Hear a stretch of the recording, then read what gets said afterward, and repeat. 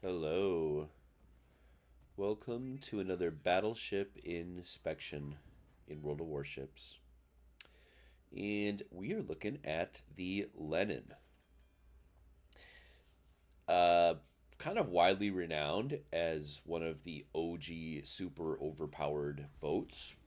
Uh, Although I think the days of Lenin being the overpowered tier 8 are kind of behind us if we're not coping. There's kind of two reasons why Lenin is so well regarded, and that is its ability to perform in ranked and in tier 8 clan battles. And both of those abilities have I don't want to say disappeared, but very virtually disappeared.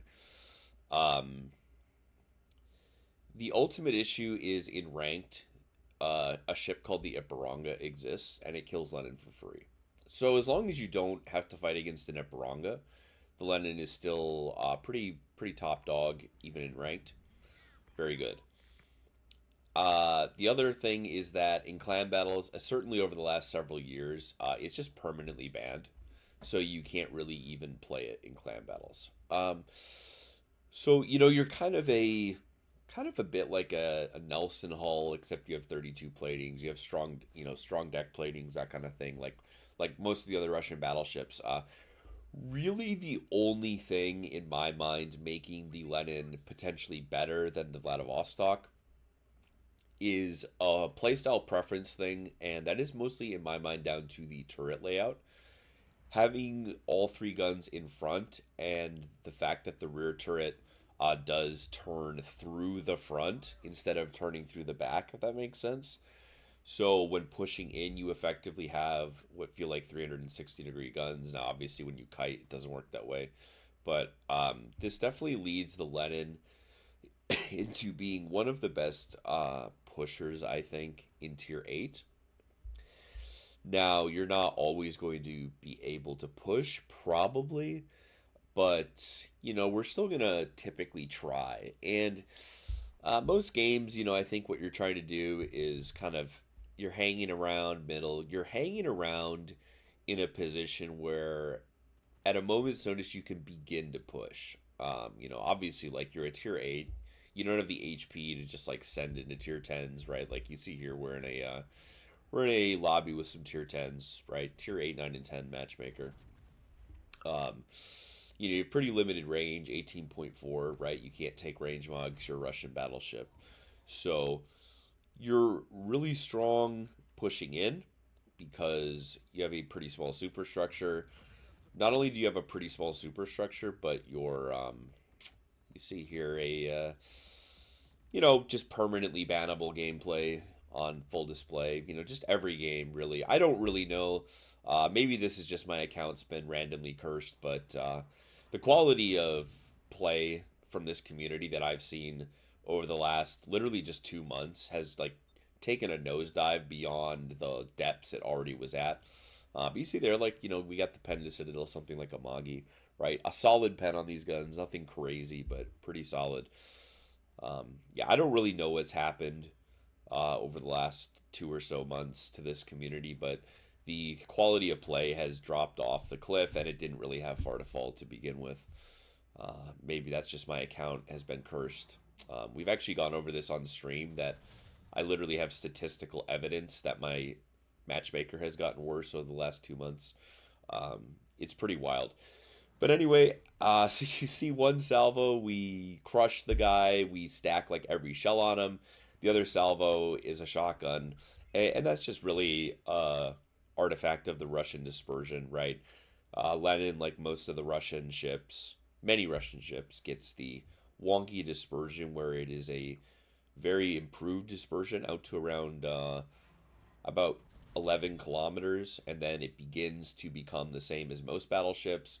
And then around the 14 to 15-kilometer range, you're like noticeably less accurate than the vast majority of battleships. So, you get one salvo with like Elbing dispersion. We got kind of a lucky RNG roll. You have 1.7 sigma, which is not horrific, not great. Um, but really, the the range at which this ship starts to, truly perform is, around that like 10 to 11 kilometer range. You start becoming a lot more accurate, even than ships like high tier USNBBs with the improved dispersion mod, that kind of a thing. So, for now we're still just chilling, right? Mainly because we don't want to push into the Hoffman and the Jutland. All we have with us is a Schlieffen. He's decided to go throw his ship away as well. So we're kind of just looking for the opportunity to push. Now, if you notice the mini map, you will see that their archerfish was spotted in the A cap quite some time ago. Uh, the archerfish on the enemy team is what we can only call a fan, as will be demonstrated. He does, in fact, decide at some point during this game, he decides that going AFK uh, for basically 8 to 10 minutes will be worth it if it can mean hitting some torpedoes on me. So I'm spotted, and if you look at what I can see, basically my assumption at this point was that I was spotted by the Jutland or the Hoffman. If you look at the mini map, you can see that if either of them were around here, they would spot me. So that was the initial assumption. So I'm backing up, and I'm still detected, and it now occurs to me that the DD couldn't be spotting me, because if he was, he would be on our side of the small islands. The Schlieffen would see him. So um, at this point, my assumption has now become that it's got to be the sub. But the sub's got a Wujing and a Vermont, kind of stacking up over on the other flank. So, logically, those would be much better targets for him. So, like, surely I don't have to worry about the submarine. Oh, I do. Okay. So, yep, he has in fact decided. He was last spotted about 6 minutes ago. So, he has in fact decided that going AFK and griefing his team for 6 minutes would be worth it in order to hit some torpedoes on the Tier 8 battleship. So he's kind of going to make the decision for me at this point that, I would much rather throw my entire ship away than give him one more torpedo hit on me, because, honestly, fuck retards who play subs kind of is the ultimate mentality that I typically have in this game. I'd rather let a battleship or a DD with torps dev strike me than, reward this level of just locked in syndrome level gameplay that the sub player is exhibiting.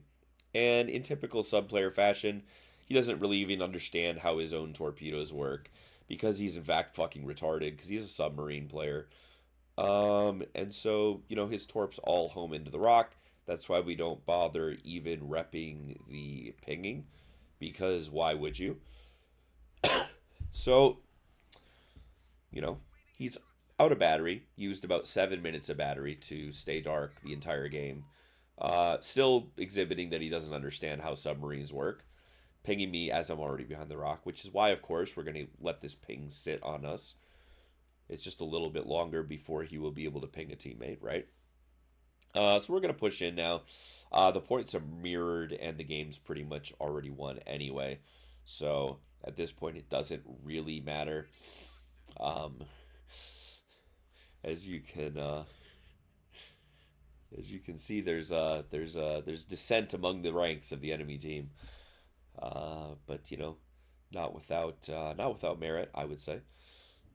So we're pushing in. So now logically, their sub is going to torture our Wujing, maybe go for the C cap. So he's running away. I want you to pay attention to where he's spotted right now, which is on the G line, entering the H line, kiting away. That's going to become relevant pretty soon. Get another direct hit on him, so he's almost dead. But now we're going to have to, the Soyuz is coming back, so we're going to have to end up, bow tanking him a little bit. And then this Montana is really what I was hoping for, is that I would catch this Montana out, but he's running around the other rock, which is a bit unfortunate for me. So we won't be able to get really, good juicy damage on him. this kind of range against something like a conch, if he's perfectly flat, we probably have the ability to sit. But as you can see, he's angled probably 20, 30-ish degrees off of flat. And we also get more, ridiculous Russian dispersion. Um, the ship is really, only truly excellent at very, very close range. And that's kind of what you ideally want to play it at. However, with subs and CVs and the amount of up tier that you face, the Lenin's tankiness is a very tier for tier level of tankiness. Like, this ship doesn't tank anything in tier 10 at all, really. Cruisers either have too much fire starting or too much DPM, or battleships have too much shell count and too much accuracy. That even though, yes, your superstructure's fairly small, you can still get like pretty easily chunked. Something like a Montana shooting this thing at 15 kilometers. Like, if the guy knows how to aim, you're gonna get crushed, right? So we've got a flat broadside Sove. Uh, One of our shells literally hits him on the exposed Citadel belt for no Citadel. Just, Wargaming being a terribly made video game, terrible developer shit. I mean, there's nothing you can really do about it. We have another, basically perfect salvo, no Citadels. It just is what it is. The game doesn't typically process hits properly. But as we drew your attention to, the sub has rotated. He's traveled about 15 kilometers in the space of 2 minutes to kill us. So his long-term strategy of becoming AFK at the start of the game, he was detected in the ACAP 90 seconds into the game. He went AFK for 7 full minutes to hit me for 30k torp damage. He then went AFK for another 2 to 3 minutes to hit us for another 20k torp damage, and that's our game ended. You know, uh, just your average player, when you pull up the account, you find out that they're literally a 40 win rate player. Um, and it turns out that this particular quote unquote human was a tier 6 submarine main. Can't even perform in tier 10 in submarines. Truly unfortunate. But that is the Lenin experience. Sometimes you're up tiered, and a submarine decides that he's a fan when the game starts, and you don't get to play the game. And that's just kind of how it was. But fortunately, this was pretty much the only good team I ended up having in the about last 2 weeks of playing random battles, so they were able to win it for us. And let's go ahead and jump into the next one. And we're in the very next game, and we can see by the matchmaker here that we are in fact top tier. Although we do have a tier 8 sub and a tier 8 and a tier 6 carrier, which is excellent. So we're going to kind of start this game. You notice that I spawned on the west side. My sub is here. Neither submarine is division. So that obviously means that their sub will be spawning on the same flank as my submarine. And we have a Cherbourg taking a very aggressive position. Now, it was very tempting pretty much right off the rip, right? Because you notice this is a one destroyer game. And their one destroyer is at sea. It's very tempting, if you look at the mini map, for me to push up to the middle. And kind of the one reason I don't end up doing that super early is because of this Cherbourg taking this position on the rock. I don't want him to ever get the ability to basically be able to bow tank and bow fight my Duke of York and my Yarsfeld. Because right now it's really just a sub on our team that can pressure him, and me that can pressure him a little bit. So while it was tempting to push up the middle here, I was very tempted to do it. I decided to kind of sit here for a bit just to make sure that the Cherbourg didn't get any silly, goofy kind of ideas.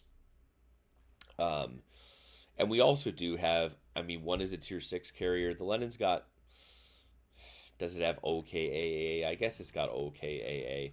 But still, if we start going up the middle, what's going to inevitably happen is both carriers will be like, oh, look, there's one player on the enemy team trying to play the video game. We can't have that, right? And they're going to focus you because, as the only guy not AFK on your team, you are just kind of by default going to get CV focused. You become the easiest target. So we are going to join the rest of our team in playing AFK at the start of this game. But what we're doing is we're looking and we're waiting for our opportunity to push in. So I am going to eventually end up pushing the entire enemy team, but I'm right now just kind of letting it marinate, kind of uh, letting things pan out a little bit. Uh, the playstyle of the Lenin is not super unique, really.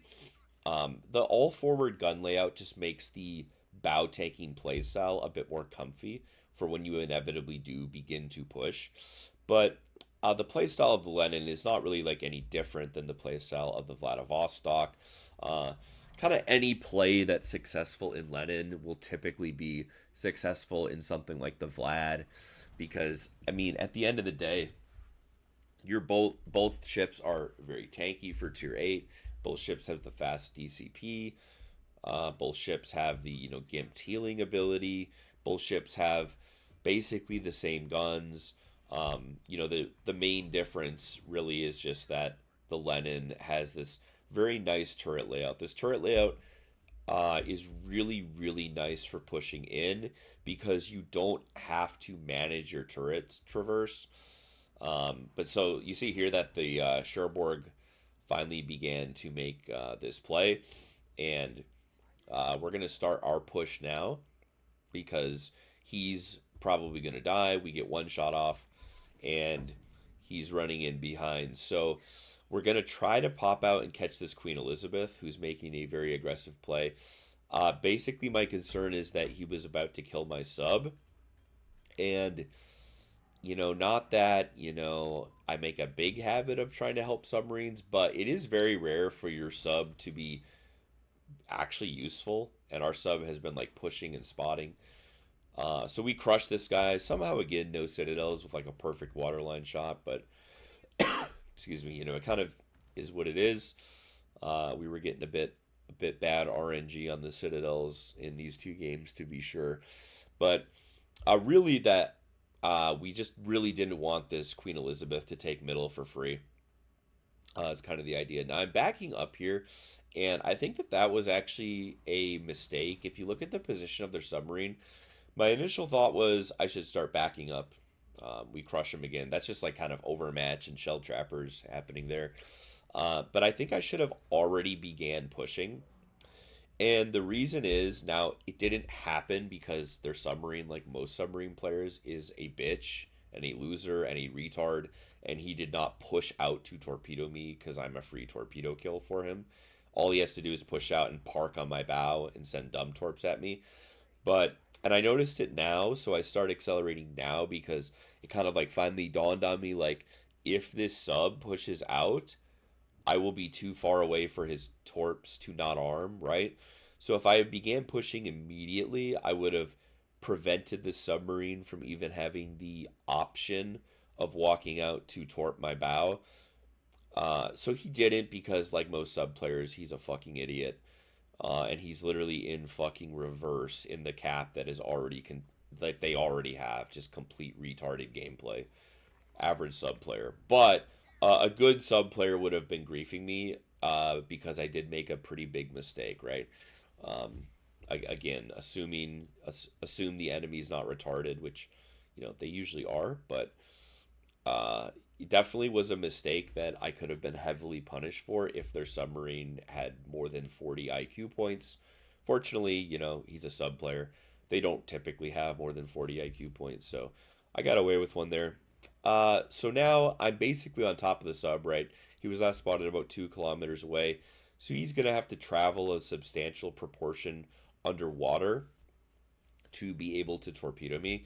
So I'm not super concerned about that. We're running out because we've got the Cherbourg, not expecting it. We're going to kill him.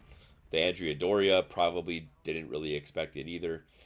Um, And now we're going to have to slam on the brakes because you look at the angle that is developing here between myself, Andrea Doria, and Colorado.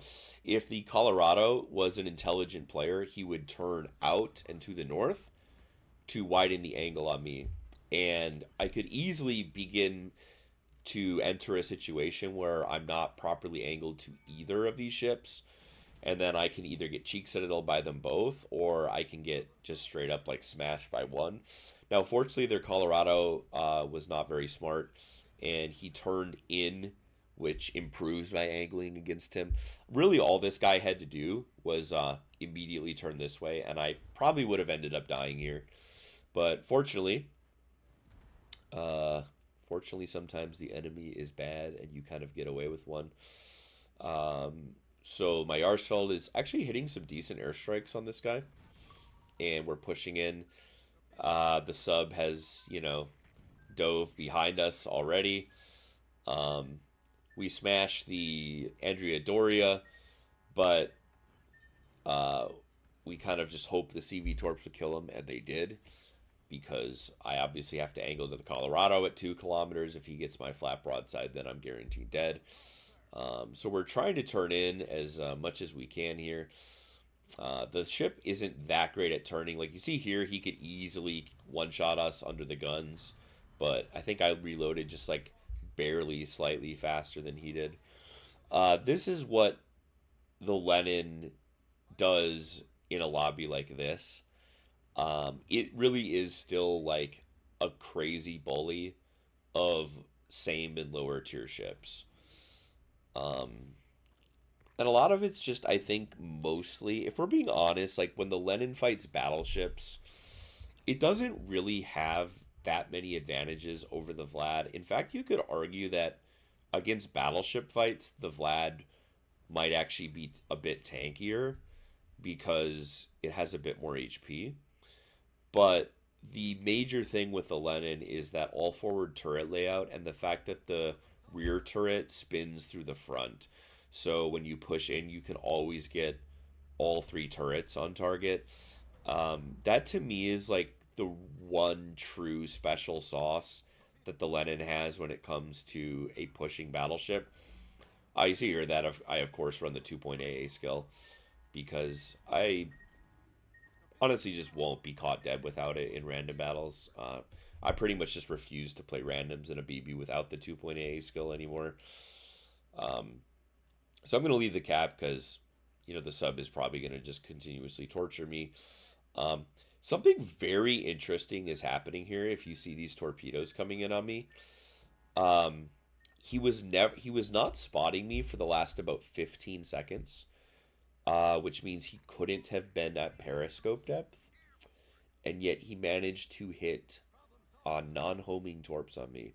So I don't know if that's just like crazy desync, or more likely what's happening is uh, it showed that he was here and he was probably like multiple kilometers farther away because in case you don't know, the submarine ping on the surface can be off by up to 2 kilometers, which is a very brilliant game design. Let's just go with brilliant game design.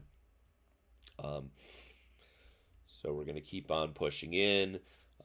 In a perfect world, we'll maybe find the CV. But this is kind of, to me, like the only point of playing Lenin is this ability to push. Now, you're going to deal with random battles, right, with your 10s, with subs, with double carriers and things like that, and probably get your push shut down. Um, and so over the last like couple years, especially, I mean, we just like it's just really something, man. The mind of the submarine player just really does need to be studied for science's sake, in my mind. Just really, really, truly something. The quote unquote gameplay that's on full display day after day. Um, rights, sub rights are not human rights, is all I'm going to say. They don't deserve food, shelter, clothing. Um, yeah. So we're going to manage to pick up the kill on the Scharnhorst and go for the Kraken on the second carrier. Especially, I would argue, If you've watched this channel at all, you know that I'm a big proponent of the 2.AA skill on all battleships. But I actually believe it's more valuable in lower tiers than in higher tiers. Truly. And there's a couple of reasons for that, if we can go into like a side tangent. Um, Number one, carriers in lower tier are way less against battleships overpowered, like crazy oppressive. They just are a bit less oppressive. Um, and what that leads to is they'll typically need more number of strikes to be able to kill you. Um, if you've ever played against something that doesn't even have like the greatest attack squadrons, you play something like a Loria and an Essex wants you dead, and like you literally will die to like two torpedo bomber squadrons from even an Essex in something like a Loria, right? Lower tier, they have to drop you more, which means they're in your AA more. There's fewer ships that have tech squadrons, especially tier 6 and under. So they're more likely to be hovering in your AA range that way anyway. And you're less likely to get giant chunked by surface ships, which means that more of your HP pool can kind of be salvaged by fighting against the carrier. So I do think overall, but those are kind of you know, the tale of two games, I guess, in the Lenin or in any pushing battleship. Uh, one game the enemy sub just wants to grief you all game, and you're in a tier 10 lobby, so you kind of eke out 100k and a couple of kills, and then you die to damage that was 99% dealt by uh just a fucking lobotomized creature, just an absolute cretin in a submarine. And then the next game, you get pretty good matchmaker. I mean, despite the double CV and the sub, we're obviously top tier in the Lenin, and then you just get to bully the entire lobby. And the CVs aren't even necessarily that big of a problem when they're tier 6 and they're tier 8, and you get 3k base XP and a Kraken, right? Um, that's the duality of pushing in this game. But it's why I still typically will always do it, because it's really just kind of too much fun not to. As always, we will start with equipment. Um, there's nothing. There's definitely not a thing that you would change on Lenin. Uh, Sometimes, like I mentioned, if any of you've seen my Kremlin review, there are sometimes I go the tank plus build and grab consumable mod. Don't. It's dumb, but it can be funny. Uh, but overall, I mean, this is just the build, right? You definitely wouldn't change anything here. Uh, I think this is the randoms build. I refuse to play a battleship without this skill. Even ships where brisk is like a god tier skill, like incomparable. I'm done, man. I'm basically just done playing BBs without this skill. Um, the amount of fucking planes in this game is out of goddamn control. Every tier.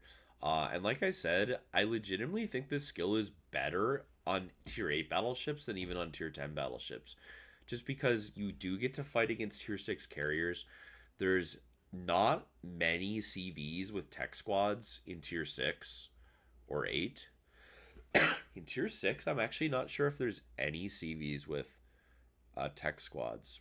Correct me if I'm wrong. I'm not aware of any though. Um, and even like the Russian CVs at the lower tiers typically sit in your AA longer. So basically everything that's a lower tier CV will be in your AA range for longer. Also because there's less like crazy aids that does giant damage to you surface ship wise.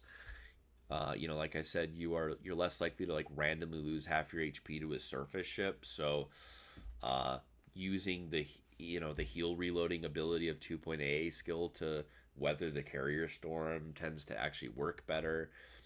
Um, and then I mean, I think you run this anyway. The Lenin's very tanky. If you're in an all tier 8 lobby, you can easily get that fifth heal every game. Like you're gonna get the fifth heal before you die for sure. We're running Kuznetsov obviously because it's broken. It's broken on battleships, especially in lower tiers.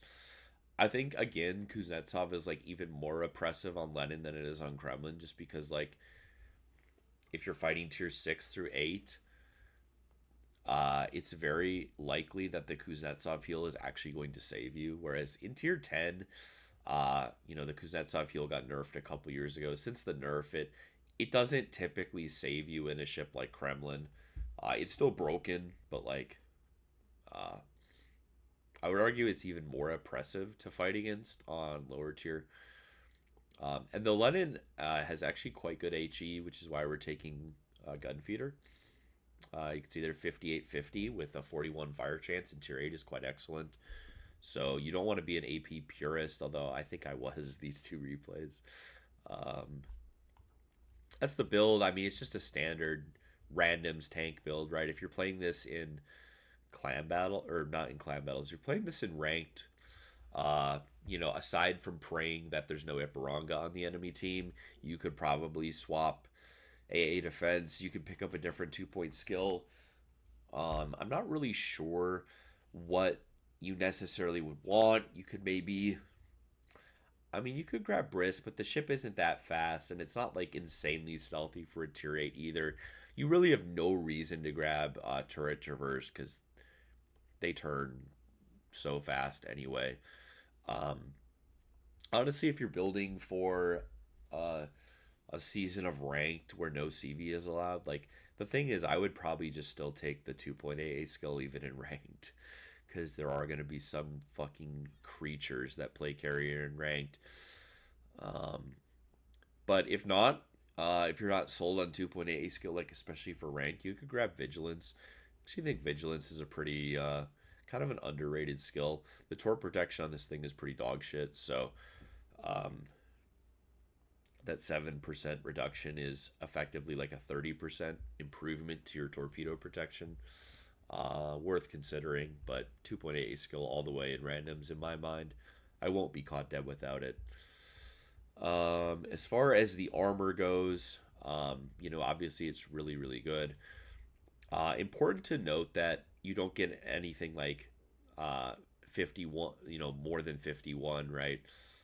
So this is why like the Eparanga eats this thing for lunch because uh, it's just a giant flat pen you everywhere thing. But the superstructure on this ship is like basically non-existent. If you kite, you have quite a shell trapper in the rear. Um, and you actually have quite a flat ass if we pull the ass armor away. And that's the Citadel. So kiting in the Lenin is an exercise in rolling the dice many times. Uh, it's if especially at very close range, like kiting in a brawl in this thing is like super questionable because you can easily like lose half your boat straight through the ass. But bow in, right? Like this is the profile that presents itself to the enemy team when you are fighting a Lenin at super close range. Um, it now the turret angles are very good as you've noticed, but I will say that if you are able to shoot this rear turret and you are at close range, you definitely can be citadeled. Because once you're able to shoot this rear turret, you're showing about 30 degrees. Because of how the profile of your bow, you can see how heavily sloped it is. If you can shoot the third turret in Lenin, you actually can be citadeled, especially at close range. So you don't necessarily want to greed for all of your guns.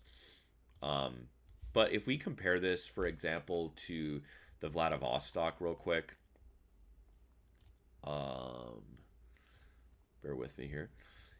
Compared to the Vladivostok, you can see that perfectly bow in. The Vlad's armor profile is really every bit as good, but the kind of the two main differences are the side profile of the superstructure and the top down profile is significantly bigger on the Vlad. And then there is a niche situation where the Vladivostok doesn't have a true icebreaker, as you can see there. And the Lenin actually does have a true icebreaker. So if you're like against a Musashi or a Yamato and you're up tiered, you do theoretically have a bit more resilience to overmatch than something like the Vladivostok has. But Things that really make this thing suffer, like any cruiser with 51 mil, like 50 pellet pen, right? Like Hindenburg. If you're up tiered in the Lenin and you have to fight a Hindenburg, like you literally have no chance. Like you die for free to that thing, right? Any cruiser with very high penetration, any of these Pan American ships, like even at tier 8, like Iparanga kills the Lenin and survives on 3/4 HP still, right? Like it's disgusting. Um, so sadly, I guess maybe not sadly, because there is a debate to be had that if all of the super overpowered premiums in tier 8 and 9 bully everything, is it so bad that some tier 8s bully them back? I'm somewhat receptive to that idea, although I think that my problem with the Pan American ships, of course, is the lack of player skill required in any way, shape, or form to bully everything, including 2 tiers above you. Um, that's the Lenin. I mean, got it from a Christmas crate. I think that's probably the only way to get it. Although I don't really think that you're missing any crazy experience. Um, I think in most situations, the Vladivostok is like 95% as good as the Lenin. Really, the one situation where the Lenin is very noticeably better is when you are pushing in at very close range and you have multiple targets and you have to shoot a target here and you have to shoot a target left and a target right. And you'll always get the back gun off, right? You won't just have the back gun for the left side targets or the right side targets. You can get the back gun off on everything. That's a very good asset. It's very nice to have 360 turrets while pushing in Columbos like that. Uh, so, you know, it's not a ship that offers a playstyle that is not represented anywhere else. There's quite a few ships really in tier 7 and 8, and of course 9 and 10, but even in tier 7 that have a similar playstyle to Lenin that are almost as good at it. So it's not I wouldn't experience too much FOMO if I were you, because especially now, I know we're rambling. We'll end the video. Especially now that the ship is basically unplayable in tier 8 ranked if you have to fight Iparanga. Um, same thing with Musashi. Rest rest easy, fellas. Now that Pan American BBs exist, all these quote unquote overpowered tier 8 9 premiums, they're not playable against those ships anyway. So uh, fear not. The FOMO is not required. That'll do it for the Lenin. Thank you for watching, and we will see you in the next one.